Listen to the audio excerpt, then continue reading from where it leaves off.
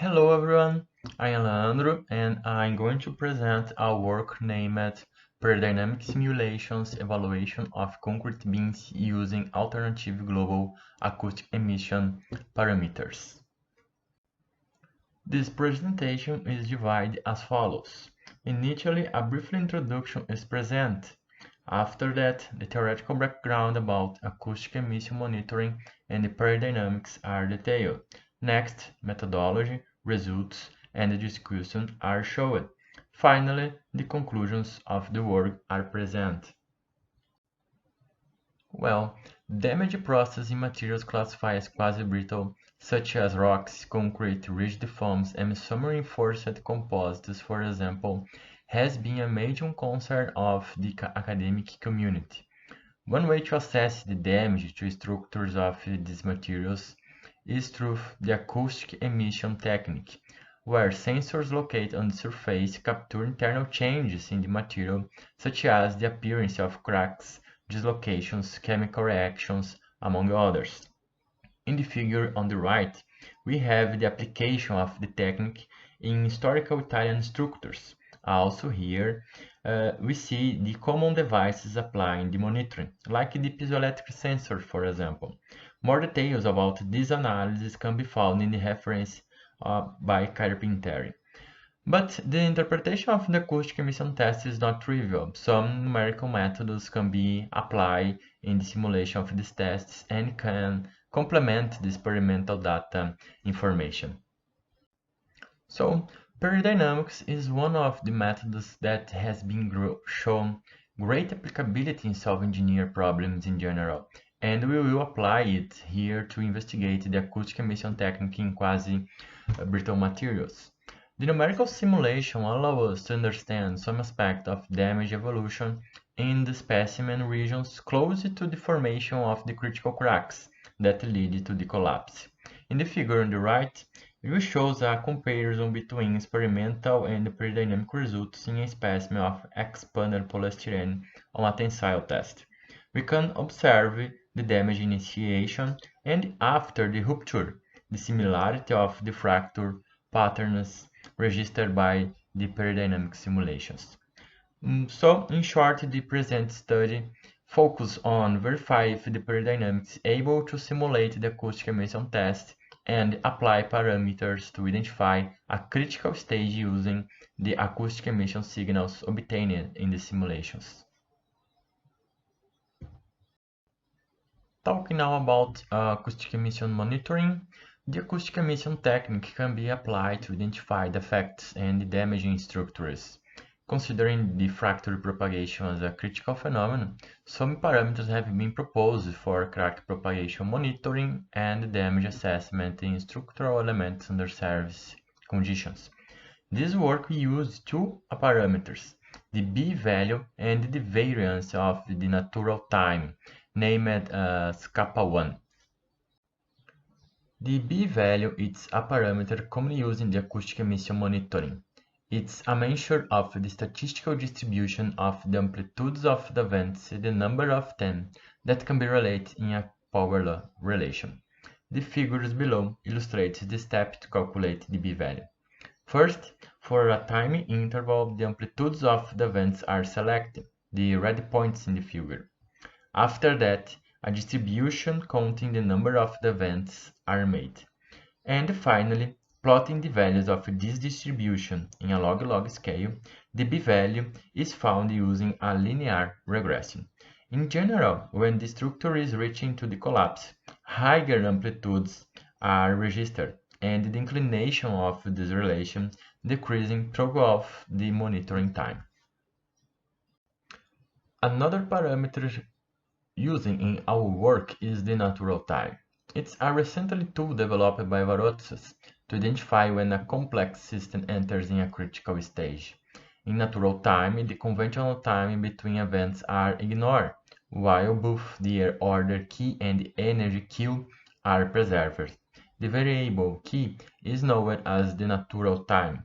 The figure on the right illustrates the difference of the conventional time and the natural time of the acoustic emission time series. In our work, we analyze the variance in natural time, named as kappa 1, is defined by the equations below. The kappa 1 is an order parameter in natural time.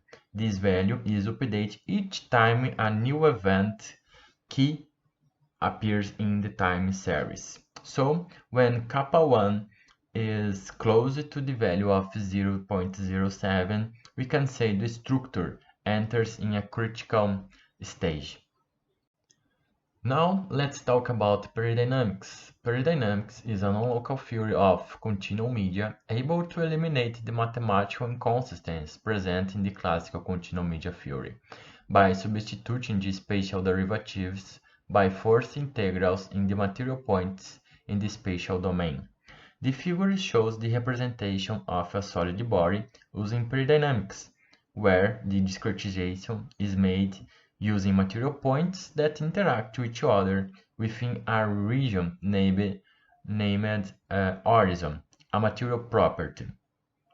The image is introduced in the peridynamic model by means of the bond breaking using a bilinear law. The bilinear law is characterized by a load branch until the value of SP, the maximum elastic stretch, and a unload branch until the value of SR, that is the ultimate critical stretch. More information about the bilinear law can be found in the work of Cabral. In this work, we use the bond-based peridynamics, the simplest formulation of the peridynamics. The basic coding for Fortran was provided by the book of Madens and Ortecos. To better represent the behavior of quasi-brittle materials, a random field is introduced to distribute the material properties. A random field is introduced for fractal energy, and as a consequence, the randomness is indirectly assigned to SP, the value of the maximum elastic stretch in bilinear law. The GF is modeled by a Weibull probability distribution and characterized by a linear space correlation, defined by 3 correlation lengths in the coordinate directions. Here in the figure on the right, we see the approach to distributing the material properties in the peridynamic model, and in the figure on the right, we have the comparison between the classical PD formulation, where we have the GF constant, and now using the 3D random field. About the methodology, we use to calibrate our model the experimental data of a concrete beam without fibers in a 4-point bending test. In the experimental campaign, 3 specimens were tested. The beam dimensions are shown in the figure here. Throughout the tests, the load and the deflection were recorded. More information about the test can be found in Marangon. The figure on the right shows the 3D peridynamic model with the discretization, sensor locations S1 and S2, and the boundary conditions are visualized. The blue points are the restrictions and the red points are the regions where we apply the prescribed displacement in the Y direction. In the peridynamic simulations, we consider the acceleration of the material points in the Z direction as the acoustic emission data, capturing changes in the material, that is, the breaking of the bonds. In the table below, the red rectangle shows the material properties obtained from the experimental, and the green rectangle are the peridynamic parameters related to the random field and the bilinear law. Well, we starting the results showing the comparison between experimental and the peridynamic results in terms of load versus deflection. The black points are the experimental data, and the blue line is those obtained by peridynamics. It's clear that the results using peridynamics agree very well with the experimental ones, with the values of maximum load and deflection are close to the obtained in the experimental. The dashed blue line was used to analyze the acoustic emission in the next results. When we compare the rupture configurations, we see again a good correlation with the experimental. See the tortuosities captured by the model, very similar to the fraction region obtained in the experimentals. In the peridynamic model, just the damage points are plotted to better visualize the results. The figure below shows the acoustic emission activity recorded by sensor 1 of the peridynamic model. The load, number of cumulative acoustic emission signal, blue line, the cumulative acoustic emission energy, red line, and the amplitude of the signals are plotted against the normalized simulation time. The green region corresponds to the one with a low number of signals are recorded, not affecting the stiffness of the structure. In the yellow region, the number of signals increases and also the acoustic emission energy. Now, the damage affects the global behavior of the structure, change the initial stiffness of the structure. At the end of the simulation, the red region, the magnitude of the signals are higher, which can indicate the structure is collapsing. The figures below show the evolution of the b-value and the kappa 1 versus the normalized simulation time. Evaluation the b-value first. We divided the time into intervals based on the acoustic emission activity presented one slide before. Calculating the b parameter, we initially noticed a variation between the values of the 2.5 and the 3.5 until near the failure in 0.95 of the normalized time, when the b-value drops considerably. So, the measurement of the b-value was able to identify the moment that precedes the failure of the structures. Looking now at the natural time, in our work, the energy parameter Q was considered as the acoustic emission energy. Plotting kappa 1 versus the normalized time, we note that the critical point is reached at 0.5 of the normalized time. That is, the value of kappa 1 converged to the value of 0.07. After that, the parameter is close to this value, indicating the structure is already in a pre-failure stage. So, the natural time is also able to predict the failure with a significant antecedence.